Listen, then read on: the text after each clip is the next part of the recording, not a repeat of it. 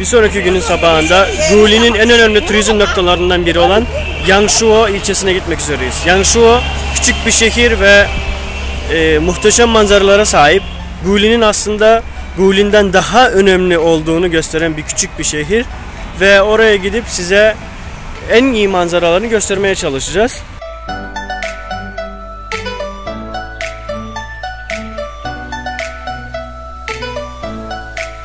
Ayrıca şuna değinmek istiyorum. Çin'in özellikle güney eyaletlerinin birçok yerlerinde bunun gibi buna benzer şekilde çiçekli ağaçlar var. Ve bunlar çok güzel koku yayıyorlar. Kokladığınız zaman gerçekten de harika bir koku geliyor.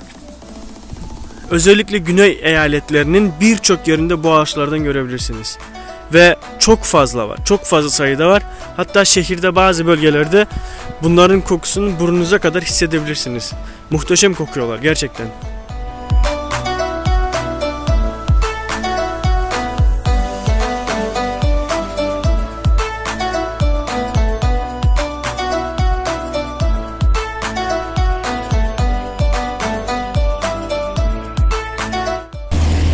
Yangshuo'daki ilk gezimize sabah erken saatlerinde kalktık ve dün akşam motor ayarlamaya çalışmıştık. Turizmden dolayı, özellikle tatil olmasından dolayı, Çin'in en önemli tatili. Bu sebepten dolayı da çok fazla pahalılar. 3-4 katını söylüyorlar. Hele bizim yabancı olduğumuzu görünce daha fazla farklı fiyat söylüyorlar. Biz bir arkadaşla tanıştık. Çinli kendisi ama İngilizcesi gayet iyiydi. Bu sebepten dolayı 2 tane şöyle motor kiraladık. Yani benzinli motor. Elektrikli her yerde bulabilirsiniz fakat benzinli bulması çok zor.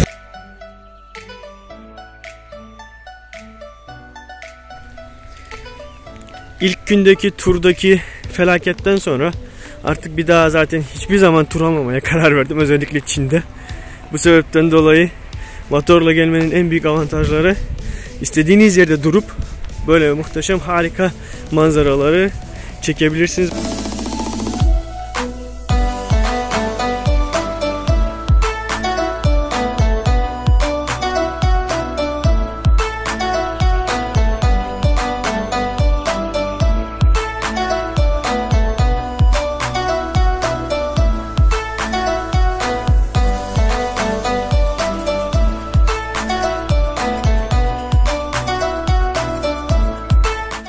Çin'deki 20 yuan para birimi ve bu para birimine işlenmiş bu manzaranın da şu anda tam karşısındayız.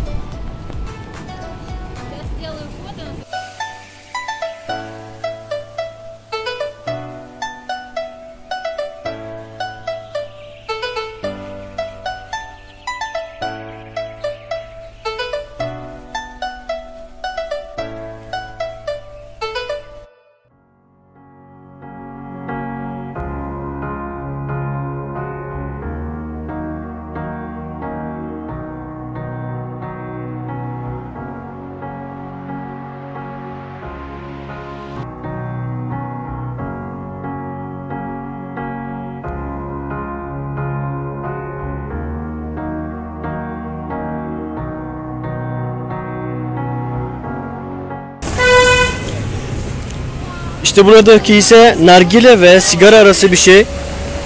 Yani açıkçası bunu çekebiliyorsunuz.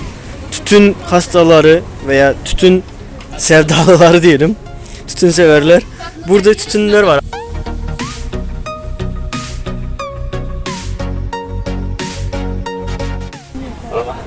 Arkadaşlar 20 yuanın tam olarak resim fotoğrafa çekilmiş hali tam bu manzaradan çekilmiş normalde.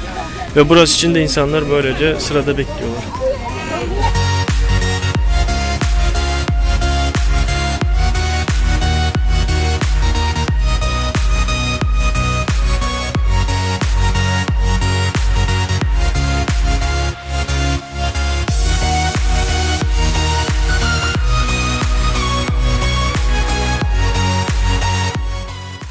Yangshuo'da gezilmesi gereken bir başka yerlerden biri ise West Street Caddesi. West Street Caddesi çok tarihi ve aslında daha doğru söylemek gerekirse İstanbul'un İstiklal Caddesi gibi. Yani tamamen moda veya her türlü farklı yemekler, yiyeceklerini bulabileceği bir yer.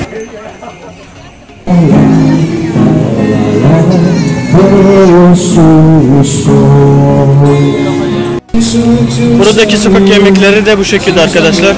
Her şey bulabilirsiniz.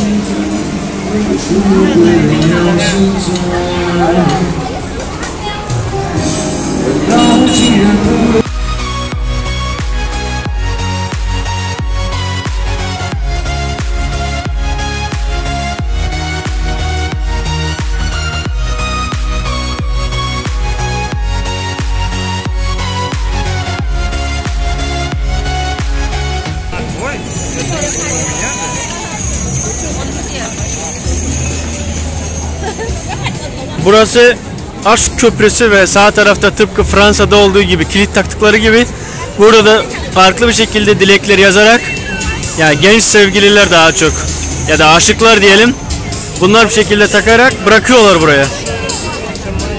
Yani her türlüsünden bulabilirsiniz. Açıkçası ailevi bir şekilde simgeleyenler de var. Yani sadece yazı olanlar da var ve bunun şekilde de çanları bulunuyor. Çoğunun çan gibi ses çıkartıyorlar.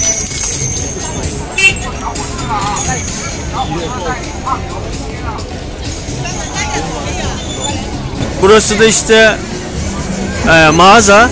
Buradan satın alabiliyorsunuz ve istediğiniz şekilde ya kendiniz yazabilirsiniz, isterseniz onların kendileri de sizin için yazıyorlar. Yani pazarlamanın diğer farklı bir metodu diyelim. Yazdıktan sonra da bu aşk köprüsüne dileklerinizi bırak.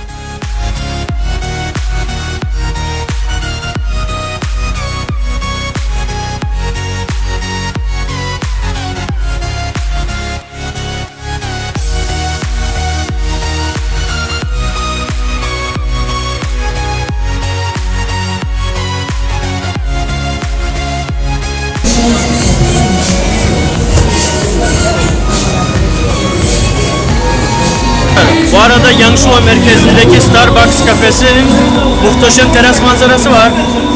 Olur da bir gün buraya gelirseniz mutlaka teras manzarasında burada kahvenizi içip arkadaşlarınızla muhabbet ederken muhteşem manzarayı görebilirsiniz, seyredebilirsiniz.